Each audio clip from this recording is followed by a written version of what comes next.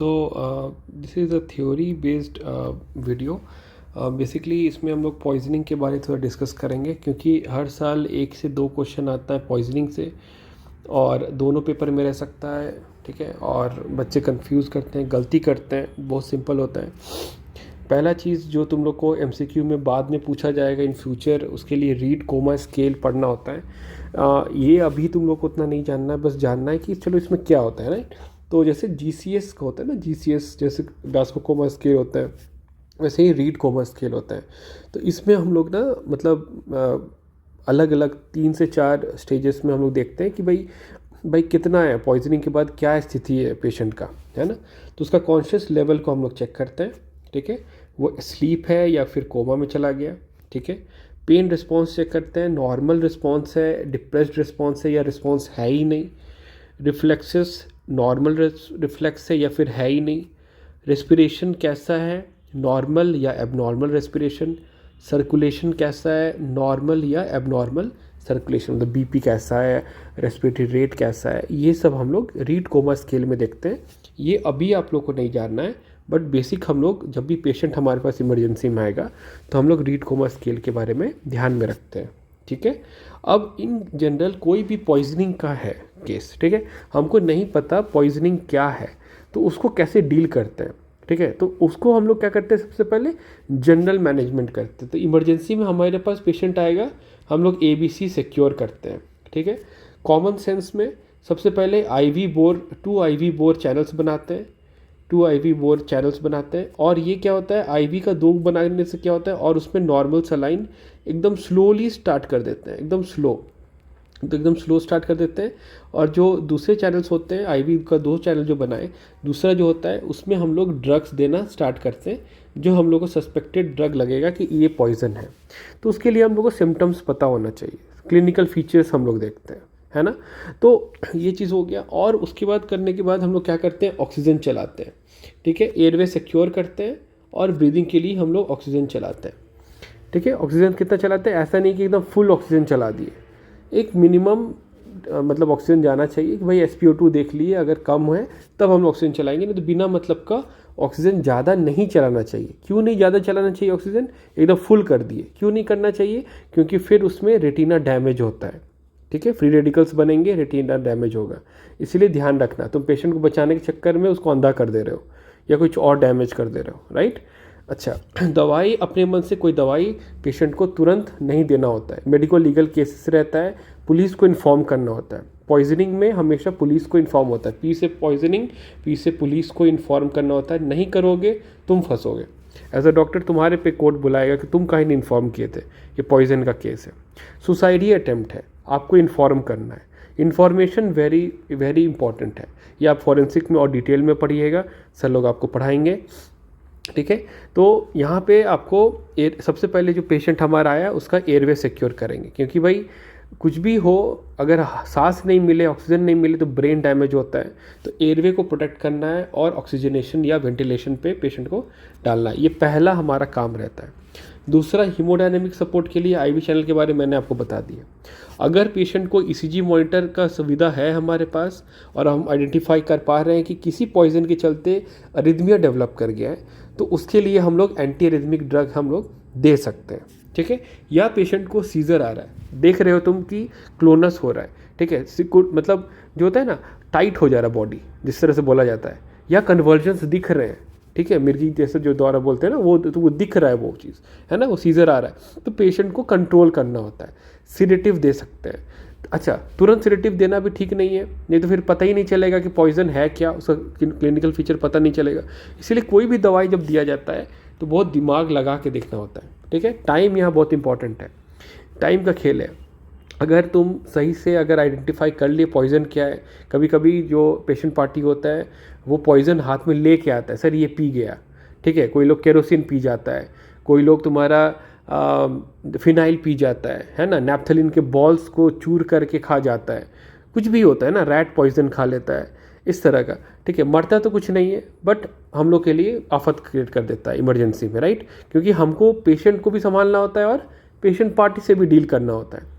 तो जो पहला रूल होता है इमरजेंसी का, वो हमेशा याद रखना लाइफ में, पहले तुम एक नर्स को सबको बताओ भाई IV बोर चैनल लगाना है, ऑक्सीजन लगाना है, ये लगाना है। पेशेंट पार्टी को समझाओ कि देखिए आपके पेशेंट का सारा चीज़ हम लोग देख रहे हैं, मैनेज कर रहे हैं, आप लोग यहाँ पे रश मत कीजिए, बाहर जाइए, हम लोग को काम करने दीजिए अपना। सबसे पहले पेशेंट पार्टी मैनेजमेंट बहुत इंपॉर्टेंट है। जहाँ तक पेशेंट का बात है, ABC तुम्हारे जो स्टाफ रहेंगे साथ में तुम्हारे, वो लोग कर रहे होंगे, तुम भी हेल्प कर रहे होगे। पेशेंट को या पेशेंट पार्टी को पता चलना चाहिए कि उसके पेशेंट के लिए कुछ किया जा रहा है, ऐसे छोड़ के नहीं रखना है, ठीक है। सबसे पहले तो ये, अगर उसी में अगर पेशेंट डेथ है, मरा हुआ पेशेंट आया तुम्हारे पास, ठीक है, तो प्लीज़ 2-3 बार चेक करके कंफर्म कर लो कि पेशेंट ब्रॉड डेथ है। अगर ब्रॉड डेथ पेशेंट है तो आपको तुरंत बताना है कि नहीं, पेशेंट हमारा नहीं बचा है। तुमको झूठ नहीं बोलना है, बिना मतलब का कुछ काम नहीं करते रहना है ना, नहीं तो फिर डेथ सर्टिफिकेट तुम ही से लिखवाएगा। तो जो सच है उसी का मतलब यहाँ पे दिमाग लगा के काम करना है ना, नहीं तो फिर वहाँ पे इमरजेंसी में फिर संभालना मुश्किल हो जाता है, खासकर गर्ल्स के लिए, है ना। तो ये चीज़ को थोड़ा सा ध्यान रखना है। दूसरा क्या है कि अगर कोई मेटाबॉलिक कोई प्रॉब्लम है, जैसे मान लीजिए हमारे डिपार्टमेंट में अगर ABG का फैसिलिटी है, तो ABG को हम लोग क्या करेंगे, आर्टेरियल ब्लड गैस एनालिसिस को क्या करेंगे, उसको हम लोग मतलब मॉनिटर करेंगे, आर्टरी से ब्लड निकालेंगे और वहाँ पे इलेक्ट्रोलाइट चेक करेंगे, एसिडोसिस है या अल्कलोसिस है वो चेक करेंगे। वो सबको चेक करके करेक्ट करना हम लोग शुरू कर देंगे, क्योंकि हमारे पास IV बोर चैनल्स रेडी है, ठीक है। तो कोई भी मेटाबॉलिक इश्यूज़ होगा तो उसको हम लोग चेक करेंगे। हो सकता है कि हमारे पास एक पेशेंट कोमा स्टेज में आया है, लेकिन हम लोग नॉर्मल उसका रैंडम ब्लड शुगर चेक ही नहीं किए। अगर रैंडम ब्लड शुगर चेक किए होते तो पता चलता है कि 30 या 40 है, पेशेंट फास्टिंग में था, इंसुलिन ले लिया, अचानक से गिर गया, बेहोश हो गया, तुमको लगा कि पता नहीं क्या हो गया, ठीक है। लेकिन होता क्या है कि कभी लोग बोलते हैं कि नहीं नहीं सर, हमको लगा कुछ खाया है, पॉइजन खा लिया, फलाना कर लिया, कोमा में चला गया। तुम कंफ्यूज हो जाओगे, क्योंकि बहुत सारा पॉइजन में भी कोमा में पेशेंट जा सकता है ना। तो सब नॉर्मल रिपोर्ट जैसे BP हो गया, शुगर हो गया, ठीक है ना, BP हो गया, RBS sugar, random blood sugar हो गया, ECG हो गया, ठीक है, ये सब जो और कॉमन अपना जो तुम जो अपना साइंस देखोगे ना पेशेंट्स में, तो तुम देखोगे कि पेशेंट में क्या क्या चेंजेस आ रहे हैं, उसको देख के तुम मॉनिटर कर सकते हो। और एक चीज़ इंपॉर्टेंट है टेम्परेचर, और इम्पॉर्टेंट है SpO2 से सैचुरेशन पता चल जाएगा और टेम्परेचर पता चलेगा कि शरीर ठंडा हो रहा है या गर्म। अगर पेशेंट डेथ कर गया है तो उसका टेम्परेचर एकदम डाउन होगा, हाथ पैर एकदम एक्सट्रीमिटी ठंडा रहेगा। अगर ऐसा रहेगा तो प्लीज़ लुक फॉर द प्यूपिल में टॉर्च मार के देखिए कि इज़ इट फिक्स्ड और not. Look at the प्यूपिल, very very important. प्यूपिल अगर मान लो मियोटिक प्यूपिल है, ठीक है, मियोटिक प्यूपिल है, तो चेक करना होगा कि भाई कहीं कोई पॉइजन के कारण तो नहीं हो रहा है, हाथ पैर ठंडा क्यों हो रहा है, हाथ पैर गर्म भी हो सकता है ना। तो हाथ पैर ठंडा किस समय होगा, हाथ पैर गर्म किस समय होगा, है ना, ये सब पता होना चाहिए, ठीक है। कैडावेरिक स्पाज्म के बारे में आप लोग पढ़ोगे फॉरेंसिक में, तब आप लोग और डिटेल में पढ़ना, ठीक है। तो correction of the temperature abnormality आप पैरासीटामोल देके, इन्फ्यूजन देके ठीक कर सकते हो, या फिर पेशेंट पार्टी को बोल सकते हो हाथ पैर अच्छे से पोंछना, ठीक है। नाउ सेकंड, जो पेशेंट का कॉम्प्लिकेशन होगा उसको हमको प्रिवेंट करने के लिए हम लोग को उसको करना होगा कि भाई उस दवाई के चलते कोई प्रॉब्लम नहीं हो जाए, क्योंकि every drug is a poison. अगर उसको एक्सेसिव अमाउंट में दिया जाए तो हर एक दवाई पॉइजन के रूप में काम कर सकता है। अगर उसका डोज बढ़ाया जाए या कम ड्यूरेशन में बार बार दिया जाए, ठीक है ना, तो उससे जो दवाई का जो कॉम्प्लिकेशन होता है, जो साइड इफ़ेक्ट्स होते हैं, जो कॉम्प्लिकेशंस होते हैं, उसको बचाने के लिए हम लोग को काम करना होगा। कैसे हम उसको बचाएंगे, ठीक है। तो दीज आर, मैंने क्यों 9 मिनट अपना इस पर दिया, क्योंकि आपको समझना होगा कि यही आपका सबसे पहला काम है। What is how the general management of poisoning has been done। Her question के आंसर में तुम कम से कम इतना लिख सकते हो, ठीक है। तुमको एग्जामिनर उसमें तुमको कुछ नंबर भी मिल एक्स्ट्रा नंबर देगा कि नहीं बच्चा बेसिक आइडिया है उसको कि कैसे किया जाता है, ठीक है। Next, now prevention of further poison absorption. अब पॉइजन एक बार बॉडी में चला गया है, लेकिन उसको और एब्जॉर्ब होने से हमको अगर रोकना है, तो सबसे पहले जो हम लोग काम करते हैं, पेशेंट कोई भी कपड़ा पहन के आएगा, उस कपड़ा को हम लोग हटा देते हैं, ठीक है। अगर उसका कपड़े में या फिर वॉमिट में या किसी भी चीज़ में अगर वो पॉइजन है और वो स्किन में टच हो रहा है और बार बार एब्जॉर्ब हो रहा है, तो हम लोग को उसको हटाना होगा, तो डीकॉन्टामिनेशन करवाना होगा, ठीक है। डीकॉन्टामिनेशन करवाना होगा सबसे पहले स्किन का, ठीक है। जो स्किन होता है उससे हम लोग क्या करेंगे, उसको हटा देंगे, ठीक है। तो उसको पूरा बॉडी से कपड़ा हटाने के बाद क्या करेंगे, हल्का सा साबुन और पानी देके उसको साफ़ करवाएंगे। हल्का सा उसको साफ़ करवाएंगे। खासकर हम लोग ऑर्गेनोफॉस्फोरस पॉइजनिंग जो होता है उसमें हम लोग ये काम करते हैं। अगर वो कंटामिनेशन तुम्हारा आई में दिख रहा है तो आई को भी हम लोग वैसे ही करके सलाइन ड्रॉप से हम लोग पूरा साफ़ कराते हैं, पूरी तरह से उसको क्लियर करते हैं। ठीक है, अगर हम लोग जोर से अगर हम लोग रैपिड एंड रिगरस, अगर विगरस तुम्हारा वॉश करते रहेंगे तो वो तुम्हारा और एब्जॉर्प्शन को बढ़ा देगा। इसीलिए आराम से करना होता है, ज़्यादा प्रेशर लगा के नहीं करना होता, ज़्यादा हीरो नहीं बनना है। ठीक है, याद रखना, वहाँ पे इमरजेंसी में कभी भी हीरो बनने की कोशिश नहीं करना है। वहाँ पे नॉर्मल जितना तुमसे हो रहा है आराम से सोच समझ के काम करना है। ठीक है, अगला decontamination of the GI tract. GI tract को कैसे डिकॉन्टामिनेट करोगे? ठीक है, तो हम लोग बोलते हैं कि देखो सबसे पहले करना क्या होता है, पेशेंट कोई भी पॉइजन खाया है उसको उल्टी करवाओ। ठीक है, तो which are the drugs which are emetics? Emetics drugs में कौन आता है? सबसे पहले एक सिरप आता था पहले, इपिकैक। इपिकैक को हम लोग देख के हम लोग उल्टी करवाते थे। अभी हम लोग सीधा बोलते हैं भाई नमक पानी पिला दो। ठीक है, थोड़ा सा जो है नमक कुछ ज़्यादा मात्रा में रहेगा, NaCl, अगर पानी में पिला के अगर खिलाएंगे तो उसको उल्टी कर देगा। या फिर जो कोमोट का जो पानी होता है उसी में उस पेशेंट को सीधा बोलते हैं कि वो मतलब लेने के लिए, तो कोमोट का पानी हो गया या सिरप इपिकैक आज के डेट में यूज़ नहीं होता है। हम लोग वॉमिटिंग इंड्यूस नहीं करवाते, उल्टी नहीं करवाते हैं, क्योंकि हम लोग सोचते हैं कि वो पेशेंट का और ज़्यादा प्रॉब्लम बढ़ जाएगा। ठीक है, तो इसीलिए हम लोग इंड्यूस फोर्सफुली वॉमिटिंग नहीं करवाते हैं, उसे छिला सकता है, ब्लीडिंग हो सकता है, बहुत सारी चीज़ें हो सकती है। हम लोग गैस्ट्रिक लवाज का बात करते हैं। गैस्ट्रिक लवाज बेसिकली क्या है, हम लोग पूरा वॉश कर रहे हैं जीआईटी को वॉश कर रहे हैं। तो जीआईटी को वॉश करना कब कब अच्छा होता है, कब कब ख़राब होता है? मैक्सिमम टाइम में अच्छा होता है। ठीक है, कि हम वॉश कर दिए, डाइल्यूट कर दिए उसको। लेकिन अगर कोई भी कोरोसिव पॉइजन है या पेट्रोलियम जैसा कोई भी पदार्थ उसमें रहता है, उस केसेस में हम लोग गैस्ट्रिक लवाज नहीं करते हैं। क्यों नहीं करते हैं? वो और डिटोरिएट कर देगा और वहाँ पे ट्रॉमा क्रिएट करेगा। और खासकर एस्पिरेशन निमोनिया टाइप मतलब निमोनाइटिस, एस्पिरेशन निमोनाइटिस जो है ना वो कॉज करने का चांस बढ़ जाएगा। मतलब एस्पिरेशन के चलते निमोनिया होने का चांस बढ़ जाएगा, इन्फ्लेमेशन हो जाएगा पूरा लंग्स में। ठीक है, क्योंकि कोई फॉरेन सब्सटेंस, ये जो पॉइजन है वो तुम्हारे लंग्स में चला जाएगा। इसीलिए गैस्ट्रिक लवाज यहाँ पे करना हम लोग को ये करते हैं।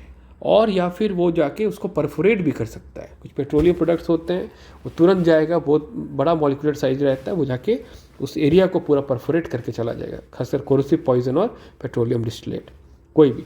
तो गैस्ट्रिक लवाज वहाँ कॉन्ट्रा इंडिकेटेड है। ठीक है, तो अभी हम लोग आगे जैसे जैसे पढ़ेंगे तो गैस्ट्रिक लवाज का और यूज़ देखेंगे। एक्टिवेटेड चारकोल क्या करता है? वो बेसिकली तुमको क्या करेगा कि दे एडजॉर्ब, वो क्या करेगा? एडजॉर्ब करेगा, एडजॉर्ब है ना, तो एडजॉर्ब करेगा। तो हैवी मेटल में हम लोग इसको यूज़ कर सकते हैं, बहुत सारा जगह करेंगे, लेकिन कहाँ यूज़ नहीं करेंगे? तो contraindicated in again corrosive poison. There is no role in alkali poisoning, cyanide poisoning and iron poisoning. ठीक है, तो ये तीन चीज़ का याद रखना। एक्टिवेटेड चारकोल यहाँ नहीं देते हैं, ताकि मैक्सिमम जगह में एक्टिवेटेड चारकोल भी हम लोग दे देते हैं। ठीक है, होल बाउल इरिगेशन जो होता है, हम लोग क्या करते हैं, पेशेंट को बैठा के पोस्चर में क्या करते हैं, बैठा के क्या करते हैं, ये मैंने एलियन बना दिया, देखो पॉइजन खा लिया एलियन।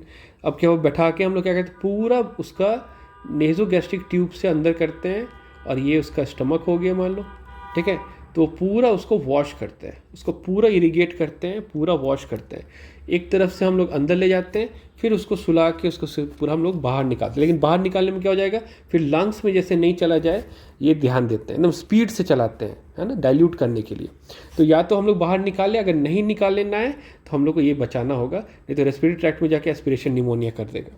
ठीक है, और डाइल्यूशन बाय वाटर, मतलब लगातार पानी देते जाएंगे, 5 मिलीलीटर पर kg ऑफ बॉडी वेट के हिसाब से पानी लगातार देते रहेंगे। याद रखना, होल बाउल इरिगेशन जो होता है वो सिटिंग पोजीशन में होता है।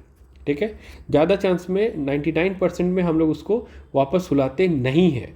हम लोग चाहते हैं कि वो पूरा इरिगेट होते चल जाए, डाइल्यूट होते चले जाए। ठीक है, अब देखो, अब और क्या कर सकते हैं पॉइजन को एलिमिनेट करने के लिए, और क्या किया जा सकता है? तो ये कुछ पॉइंट्स हैं जो आपको ध्यान में रखना होगा कि एक्टिवेटेड चारकोल को बार बार दे सकते हैं। अगर वो हैवी मेटल है तो चिलेशन का ऑप्शन है हमारे पास। हाइपरबेरिक ऑक्सीजन दे सकते हैं, ज़्यादा प्रेशर में ऑक्सीजन दे सकते हैं। ठीक है, फोर्स्ड डायूरेसिस या अल्कलाइज कर सकते हैं, मतलब पीएच का जो, मतलब यूरिन का जो पीएच है ना, उसको हम चेंज कर सकते हैं, फोर्स्ड डायूरेसिस करा सकते हैं, या एसिडिक डायूरेसिस करा सकते हैं, या अल्कलाइन डायूरेसिस करा सकते हैं। ठीक है, तो एसिडिक कहाँ करेंगे, अल्कलाइन कहाँ करेंगे, वो हम लोग अब डिस्कस करेंगे, है ना। एक होता है पेरिटोनियल डायलिसिस। पेरिटोनियल डायलिसिस क्या होता है, जो हमारे पेरिटोनियम होता है, पेट का जो पेरिटोनियम होता है, वो स्पेस जहाँ फैट के साथ और भी ये रहते हैं, वहाँ से हम लोग क्या करते हैं, डायरेक्ट कनेक्ट करके उसको हम लोग वॉश करने की कोशिश करते हैं कि पॉइजन हमारा डाइल्यूट हो जाए, निकल जाए बाहर, या फिर डायलिसिस करवाते हैं। तो हीमोडायलिसिस करवाते हैं, प्लाज्मा फेरेसिस कराते हैं, एक्सचेंज ट्रांसफ्यूजन कराते हैं, हीमोपरफ्यूजन कराते हैं रेजिन का, या फिर ऐसा। तो ये इसको बोलते हैं हम लोग extracorporeal removal of the poison, extracorporeal removal of the poison. तो ये बहुत इंपॉर्टेंट टर्म है, एक्स्ट्रा कॉर्पोरियल रिमूवल। तो किस में हीमोडायलिसिस करेंगे, किस में नहीं करेंगे, ये आप मेडिसिन में और डिटेल में पढ़िएगा, अभी हम इतना में ही समेटेंगे। लेकिन ये जो टर्म है एक्सचेंज ट्रांसफ्यूज़न, यह पीडियाट्रिक का बहुत इंपॉर्टेंट क्वेश्चन आता है कि जब बच्चे के बॉडी में बिलिरुबिन बहुत ज़्यादा बढ़ जाता है, और अगर न्यूनेटल जॉन्डिस होता है, न्यूनेटल जॉन्डिस होता है, ये टर्म आप लोग पढ़िएगा, वहाँ हम लोग फोटोथेरेपी देते हैं, फोटोथेरेपी देते हैं, लेकिन that is not the drug of choice या treatment of choice. The treatment of choice is exchange transfusion, और इसको हम लोग बोलते हैं double volume exchange transfusion, and this is an important MCQ, very important MCQ। Double volume exchange transfusion आपका neonatal jaundice में हम लोग देते हैं। पीडियाट्रिक का ये क्लासिकल क्वेश्चन है, ठीक है। उसमें भी क्या हो जा रहा है कि बिलिरुबिन एक्सेस फॉर्म में उसको हम लोग एक्सचेंज करके दो वॉल्यूम में एक्सचेंज करके उसको बाहर निकालते हैं। पीडियाट्रिक्स में आप लोग और डिटेल में पढ़िएगा। तो अब हम लोग क्या करेंगे, अब हम लोग लिस्ट बनाएंगे। किसका लिस्ट बनाएंगे, एजेंट का लिस्ट बनाएंगे और उसका एंटीडोट का लिस्ट बनाएंगे, ठीक है। एजेंट का लिस्ट बनाएंगे और एंटीडोट का लिस्ट बनाएंगे, ठीक है। तो एक तरफ हम लिखे एजेंट, एक तरफ लिखे उसका एंटीडोट, ठीक है। जैसे ठंडा के समय में बहुत कॉमनली देखा जाता है, बोरसी या फिर कोई भी चीज़ आग लगा के घर में सोया है आदमी, ठीक है, तो उससे कार्बन मोनोऑक्साइड बनने का खतरा रहता है, ठीक है। तो अगर उस तरह का पेशेंट हमारे पास आता है तो सबसे पहले हम लोग ऑक्सीजन का इन्फ्यूजन कराते हैं, प्रेशर हाइपरबारिक ऑक्सीजन हम लोग देते हैं, ठीक है। दूसरा जो पॉइज़न है हमारा साइनाइड। अब साइनाइड पॉइज़न जो होता है उसको ट्रीटमेंट करने के लिए हम लोग किट का इस्तेमाल करते हैं, साइनाइड किट का। साइनाइड किट में क्या होता है, अमाइल नाइट्राइट को हम लोग इनहेलेशनल फॉर्म में देते हैं, थायोसल्फेट को हम लोग IV फॉर्म में देते हैं, और कोबाल्ट जो होता है या तो वो विटामिन B12 के फॉर्म में रहता है या फिर वो EDTA में ऐड किया रहता है। कोबाल्ट बेसिकली रहता है, विटामिन B12 में भी कोबाल्ट होता है। तो इस साइनाइड किट में ये तीनों चीज़ रहता है, अमाइल नाइट्रेट, थायोसल्फेट और विटामिन B12, ये याद रखना, ठीक है। अगर डिजॉक्सिन का बोले तो एंटी डिजॉक्सिन फैब फ्रैगमेंट्स, जो उसका एंटीबॉडी फ्रैगमेंट्स होते हैं, उसको हम लोग देते हैं डिजॉक्सिन में। पैरासीटामोल एसिटामिनोफेन में देते हैं एन एसिटाइल सिस्टीन को हम लोग पैरासीटामोल पॉइजनिंग में देते हैं। Paracetamol poisoning is the most common type of poisoning seen. Arsenic poisoning में डाइमरकैप्रोल और डीपेनिसिलामीन और डाइमरकैप्रोल को आर्सेनिक के अलावा गोल्ड में भी यूज़ करते हैं, और भी तुम्हारा डाइमरकैप्रोल को लेड और मरकुरी भी पॉइजनिंग में डाइमरकैप्रोल का यूज़ है, ठीक है। तो कोई मेटल में क्या क्या आ गया, आर्सेनिक आ गया, गोल्ड आ गया, ठीक है ना, और तुम्हारे यहाँ पे लेड और मरकरी हो गया, ठीक है, लेड और मरकरी हो गया, ठीक है। तो यहाँ पे इन चारों में डाइमरकैप्रोल को हम लोग डायरेक्टली यूज़ कर सकते हैं। कॉपर में डीपेनिसिलामीन यूज़ करते हैं, आर्सेनिक में भी डीपेनिसिलामीन यूज़ करते हैं। एट्रोपिन पॉइजनिंग में फाइसोस्टिगमिन यूज़ करते हैं। ये आपका एक टिपिकल लॉन्ग क्वेश्चन की तरह आ सकता है पॉइजनिंग में ये एट्रोपिन का पॉइजनिंग आपका आ सकता है, या फाइसोस्टिगमिन पॉइजनिंग आ सकता है, ठीक है। जैसे ऑर्गेनोफॉस्फोरस पॉइजनिंग आ सकता है, वैसे एट्रोपिन पॉइजनिंग आ सकता है।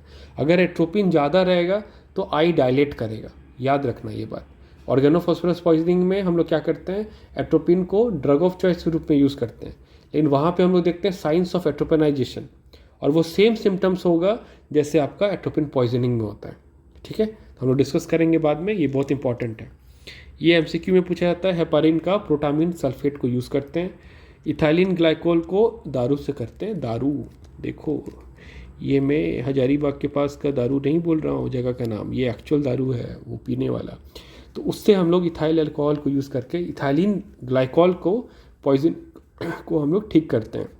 इवन अगर मिथेनॉल पॉइजनिंग होगा, अगर मिथेनॉल पॉइजनिंग हो जाए है ना, तो उसको भी हम लोग इथाइल अल्कोहल से हम लोग ट्रीट करते हैं। ठीक है, ये बहुत इंपॉर्टेंट है। आयरन का अगर ओवर मतलब टॉक्सिटी हो जाता है तो उसमें डेस्फेरोक्सामिन को हम लोग यूज़ करते हैं। आइसोनियाजिड में हमेशा हम लोग पायरिडॉक्सिन को देते हैं। आइसोनियाजिड अगर कोई ज़्यादा खा लेता है तो पायरिडॉक्सिन देते हैं। वो तो ऐसे भी हम लोग टीबी के ड्रग्स में हम लोग पढ़े थे कि आइसोनियाजिड के साथ में हम लोग पायरिडॉक्सिन देते हैं। मेथनॉल किथेनॉल बता दिए। अच्छा, मान लो साइनाइड किट में नाइट्राइट है, उसी को कोई खा गया, बहुत ज़्यादा खा गया, गलती से खा गया, साइनाइड के डर से नाइट्राइट है खा गया पूरा, तो बढ़ गया, तो मिथाइल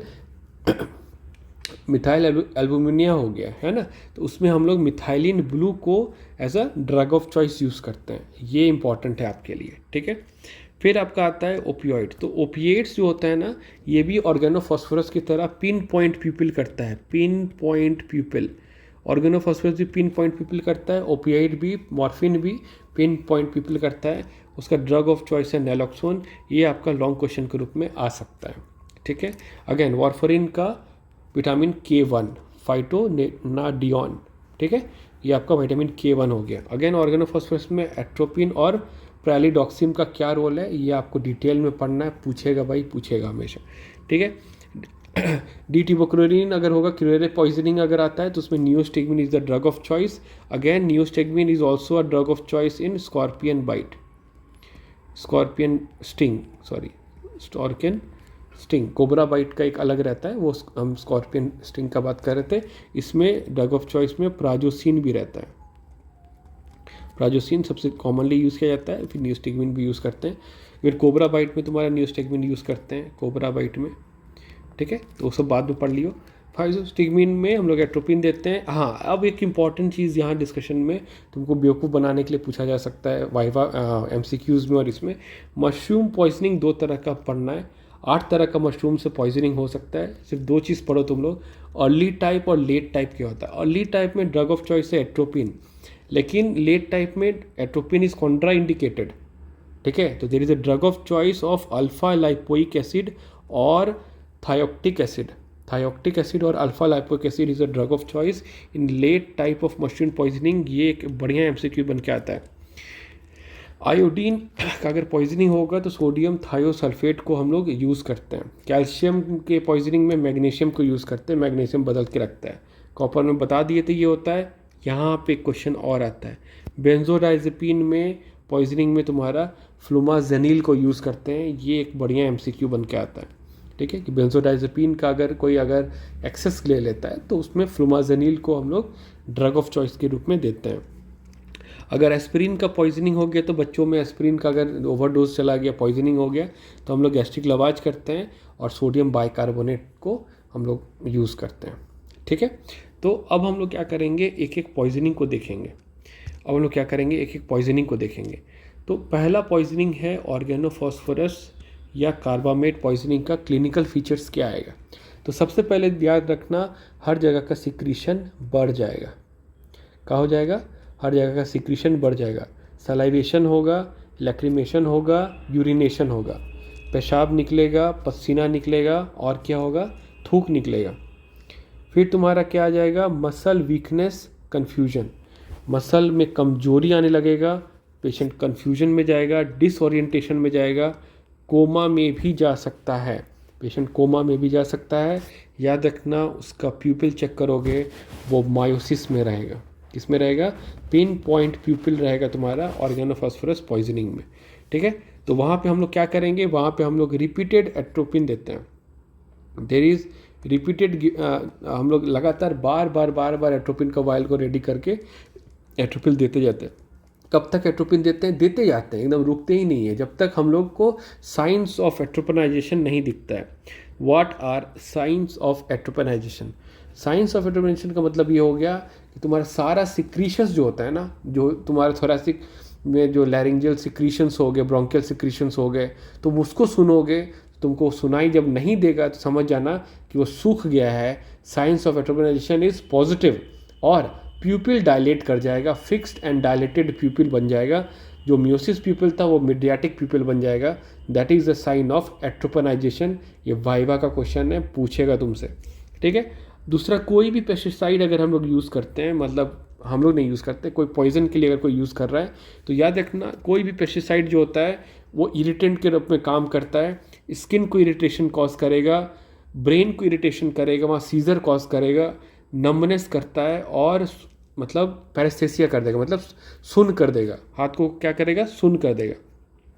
कोई भी हैवी मेटल कोई लेता है तो याद रखना वो एब्डोमिनल पेन के साथ में आएगा, कन्फ्यूजन रहेगा। कोई भी हैवी मेटल आएगा तो यूरिन में खून आएगा और प्रोटीन निकलेगा। तो हैवी मेटल क्या करता है, नेफ्रॉन को डैमेज करता है, ठीक है। वो एब्डोमिनल पेन, नोजिया, वॉमिटिंग साथ में लेके आएगा, हेडेक ला सकता है, कन्फ्यूजन ला सकता है, ठीक है। कन्फ्यूजन रूप में आ सकता है, नॉट सो बोलेंगे कि ये एक्यूट मार्कर। एब्डोमिनल पेन के रूप में ये क्वेश्चन पेपर में तुम लोग इसको सर्च कर सकते हो, कोई भी हैवी मेटल के बारे में अगर पूछा और उसका एंटीडोट पूछा तो ये क्वेश्चन तुम लोग का, हम बार बार बोल रहे हैं, ये क्वेश्चन तुम लोग का आ सकता है मॉर्फिन पॉइजनिंग का। मॉर्फिन का डिटेल में पढ़ के जाना, जितना ज़्यादा हो सकेगा मॉर्फिन पढ़ के जाओ, ठीक है, छोड़ना नहीं है मॉर्फिन को।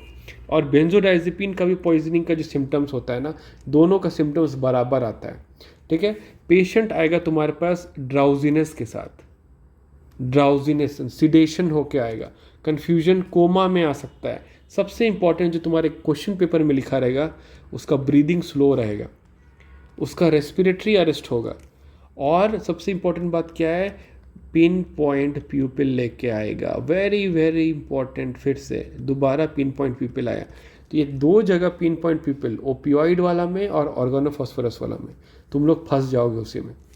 तो IV naloxone is the drug of choice, IV naloxone is the drug of choice. फिर ट्राईसाइक्लिक एंटी डिप्रेसेंट जो होता है, ट्राईसाइक्लिक एंटी डिप्रेसेंट, वो तुमको क्या करता है कि मतलब ये तुम्हारा एंटीकोलिनर्जिक जैसा काम करेगा और तुम्हारा क्या करेगा, टैकीकार्डिया करेगा, एजिटेशन करवाएगा, वेरी इंपॉर्टेंट, हाइपोटेंशन करवाएगा, कन्फ्यूजन, सीजर कॉज कर सकता है, सीजर कॉज कर सकता है, ठीक है। इसका जो ट्रीटमेंट होता है वो एज पर सिम्टम होता है। हम नॉरएपिनेफ्रिन देते हैं स्लो IV ड्रिप में, ताकि उसका जो हाइपोटेंशन है वो कंट्रोल में आ जाए। सोडियम बाइकार्बोनेट एक्टिवेटेड चारकोल देते हैं, ठीक है। अगर एरिथमिया आ जाएगा, सुप्रा वेंट्रिकुलर टैकीएरिथमियास होगा तो उसको फाइसोस्टिग्मिन से कंट्रोल करेंगे, है ना। अगर नींद आ रही है तो उसको हम लोग डायजेपाम देंगे, ठीक है। अगर सीजर आ रहा है तो उसको हम लोग फेनाटॉइन देंगे, ठीक है। तो ये बहुत इंपॉर्टेंट चीज़ हो जाएगा कि अगर कोई ट्राईसाइक्लिक एंटी डिप्रेसेंट अगर कोई पेशेंट ले रही थी और वो फिर सुसाइड करने के लिए उसको अगर बहुत ज़्यादा डोज में खा गई तो उसमें क्या क्या सिम्टम दिखेगा और उसको हम लोग कैसे मैनेज करेंगे। ये टिपिकल वेरी टफ क्वेश्चंस में से एक है, हमको चांस कम लगता है ये आएगा, बट फिर भी तैयार रहना अगर बाई चांस कोई दे दिया तो। इसके बाद दो चीज़ है, पहला बीटा ब्लॉकर और एक कैल्शियम चैनल ब्लॉकर, ठीक है। बहुत इंपॉर्टेंट चीज़ है कि one of my close friends बोल सकते हैं अब, तो ही मे बी ही टूक a lot of beta blockers and lot of beta blocker से उसने शायद सुसाइड अटेम्प्ट की और लास्ट में ब्रेडिकार्डिया, हाइपोटेंशन के बाद कार्डियक अरेस्ट हो गया, कार्डियक अरेस्ट हो गया and he died. But the thing is that we should know कि beta blockers are very but available drugs, हर जगह पाया जाता है। वहाँ ब्रोंकोस्पाज्म भी होता है, ठीक है, हार्ट कार्डियक अरेस्ट ऐसे नहीं होता है, बहुत सारी चीज़ हो सकता है उसमें। बीटा ब्लॉकर पॉइजनिंग में भी आपको ये जान के रखना होगा, मतलब डिटेल में पढ़ना है, या बीटा ब्लॉकर का पॉइजनिंग, बीटा ब्लॉकर का सब कुछ पढ़ के जाना एग्जाम में। एक न एक क्वेश्चन बीटा ब्लॉकर से गारंटी आने वाला है, तुमको हम लिख के दे रहे हैं, ओपन चैलेंज कर सकते हैं। बीटा ब्लॉकर इतना कॉमन चीज़ है, बीटा ब्लॉकर के बिना क्वेश्चन पेपर ही नहीं बनता है, ठीक है ना। तुम पूरा पढ़ के जाना उसके बारे में, ठीक है। कोई पॉइजनिंग नहीं आएगा बट कुछ और आ जाएगा, बट आएगा, ठीक है। कैल्शियम चैनल ब्लॉकर, उसमें भी क्या है भाई, उसमें भी रेस्पिरेटरी फेलियर होने का चांस रहेगा, हाइपोटेंशन, ब्रेडिकार्डिया रहेगा, ठीक है। दोनों में लगभग सिम्टम्स बराबर जैसे रहते हैं, ठीक है।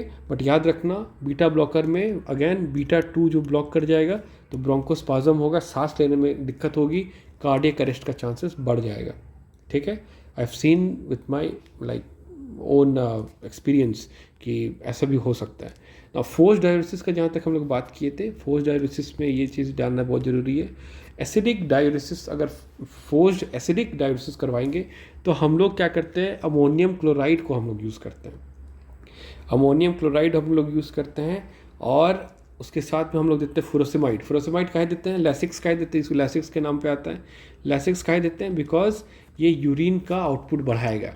जब बढ़ाएगा तो हम लोग फोर्स कर रहे हैं, तो फोर्स करने के लिए हम लोग को फुरोसिमाइड चाहिए। याद रखना ये बात। हाई सीलिंग डायरेटिक होता है लैसिक्स, फुरोसिमाइड। उसको दे के हम लोग अमोनियम क्लोराइड के साथ में उसको एसिडिक जो है हम लोग डायूरेसिस करवाते हैं। ठीक है, तो किस में करवाएंगे, एम्फीटामिन पॉइजनिंग में। एम्फीटामिन यंग एज में बहुत लोग अपना अटेंशन बढ़ाने के लिए यूज़ करते हैं, उसका अगर कोई पॉइजनिंग कर लेता है, गलती से ज़्यादा डोज में ले लिया, तो वहाँ पे हम लोग ये करवाते हैं।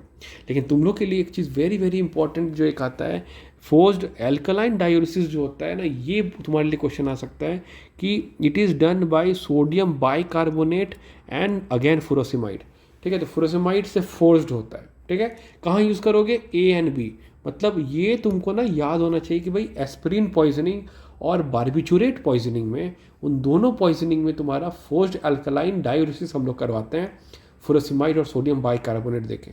ये तुम्हारा पता होना चाहिए भाई, ये एकदम मिस नहीं होना चाहिए।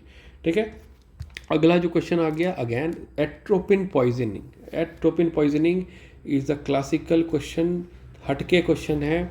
ठीक है, इसमें साइंस ऑफ एट्रोपिनाइजेशन भी ये तुम्हारा लगभग सेम आएगा। तुम्हारा फीचर्स जैसे क्या आएगा, rapid and week pulse. Pulse तो वीक रहेगा बट रैपिड रहेगा।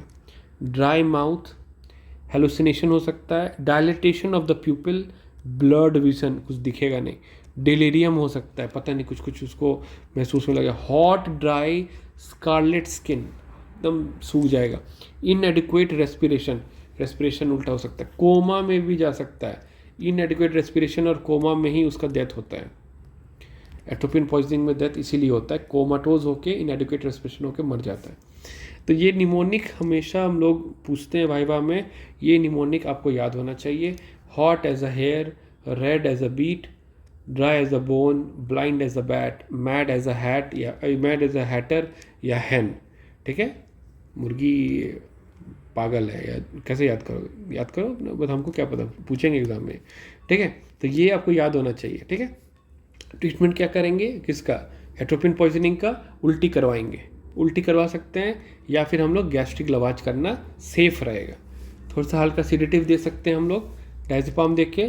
फाइसोस्टिग्मिन is the drug of choice, so 1 to 4 milligram in adult and 0.5 milligram in child, slow IV, ये बहुत इंपॉर्टेंट है। और साथ में रेस्पिरेटरी सपोर्ट देना है, और जो वेंट्रिकुलर एरिथमिया होगा उसको हमको फाइसोस्टिग्मिन से तो ठीक हो ही जाएगा, लेकिन और भी हम लोग दवाई दे के हम लोग उसको ठीक करते हैं। ठीक है, तो ये तुम्हारा ओवरऑल तुम्हारा पॉइजनिंग का एकदम ब्रीफ, मतलब इससे ज़्यादा कॉन्साइज नहीं हो सकता है। हम चाह रहे थे कि तुम लोग कम से कम एक क्वेश्चन 3 या 5 नंबर का आता है। ठीक है, और वो तुम लोग को इस टॉपिक से ही तुम्हारा निकल जाए। कन्फ्यूजन क्या होता है, तुम लोग आइडेंटिफाई नहीं कर पाते हो। तो प्लीज़ क्वेश्चन पेपर को ध्यान से पढ़ना। अगर डाउट रहा तो प्लीज़ आस्क योर एग्जामिनर कि सर थोड़ा सा कुछ हिंट्स दीजिए कि क्या हो सकता है, राइट। तो ऐसा नहीं है, क्योंकि 5 नंबर वैल्यू करता है ना एग्ज़ाम में। तो एक बार अगर आप अगर डिफरेंशियल डायग्नोसिस से आपका गलत हो गया, पॉइजनिंग गलत आप आइडेंटिफाई किए, तो उसके बाद सारा आपका गलत हो जाता है। इसीलिए याद रखिएगा, आपको ये पॉइजनिंग अच्छा से पढ़ के जाना है, because it is an emergency, और हर साल क्वेश्चन आता है। एक क्वेश्चन गारंटी रहेगा, हम तो आपको चैलेंज कर रहे हैं।